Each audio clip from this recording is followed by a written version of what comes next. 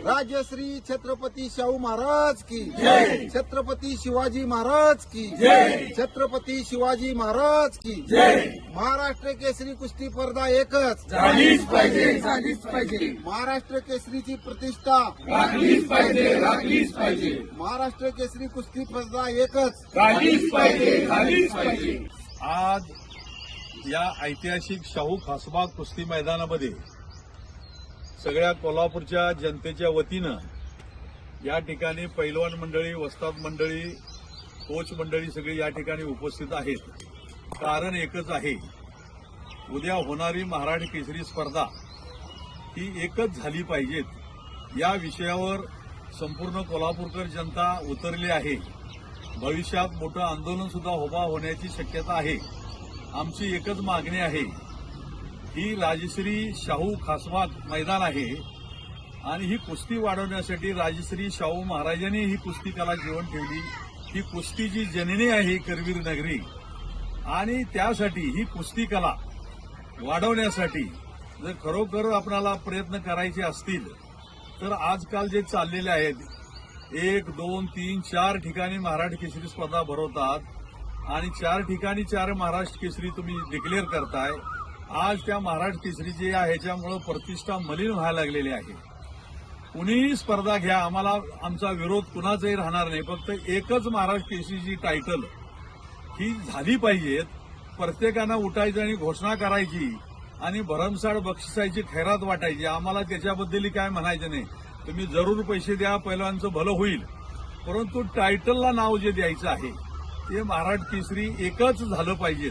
प्रत्येक ठिकाणी महाराष्ट्र केसरीचं टायटलचं नाव न देता तुम्हाला भरवायची असतील स्पर्धा दुसरं नाव द्या तुम्ही, बरं महाराष्ट्र केसरी म्हणून एकच झाला पाहिजे.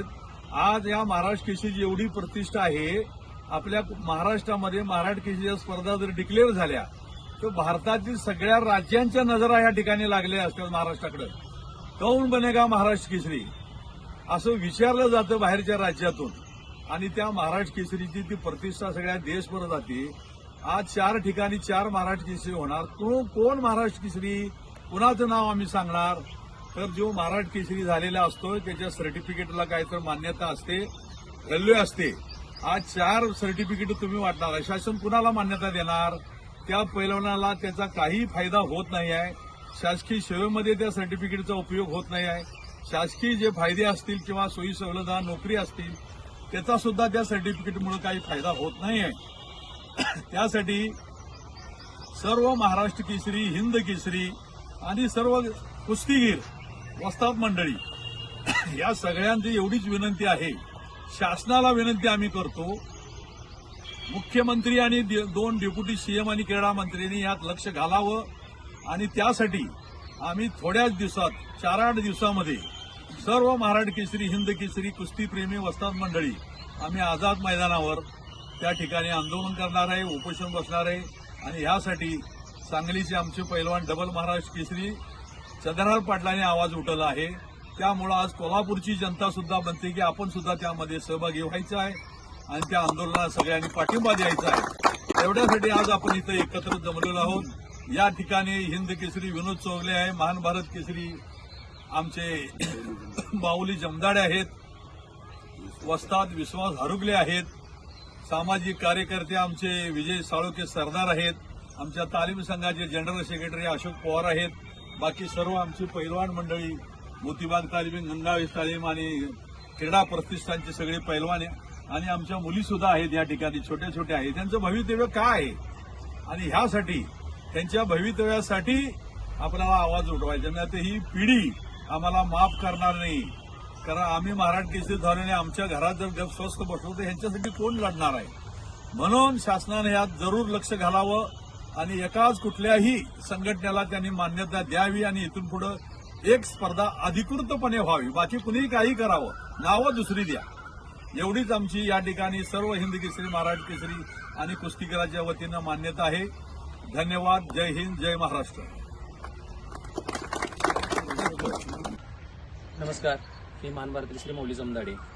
जे आमचे वस्ताद महाराष्ट्र केसरी विष्णू जोशीकर तात्या बोलले आणि अशोक पवार साहेब बोलले आणि विजय सरदार साहेब बोलले, यांच्या अनुषंगाला आम्ही सगळे पैलवान मंडळी पाठिंबा देतो. एवढंच बोलून जिल्हा हॉकी असोसिएशनचा अध्यक्ष, राष्ट्रीय हॉकी खेळाडू, आज खरोखर कुस्तीगीर परिषदेमध्ये जे आज चाललेलं आहे 4 महाराष्ट्र केसरी, त्याबद्दल जे चंद्रहार पाटील कोल्हापुरातले आणि सगळ्यात महाराष्ट्रातली हिंदी केसरी, महाराष्ट्र केसरी पैलवानांनी जे आज आवाज उठवलेला आहे, खरोखर तो योग्य आहे.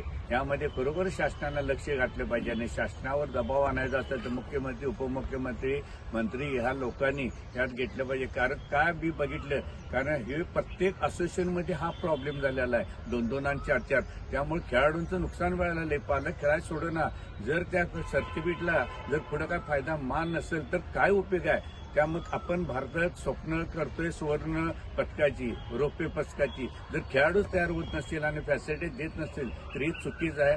म्हणून मी माझं संपूर्ण पश्चिम महाराष्ट्र हॉकी खेळाडूंच्या वतीनं मी त्यांना जाहीर पाठिंबा देतो. जय हिंद, जय महाराष्ट्र.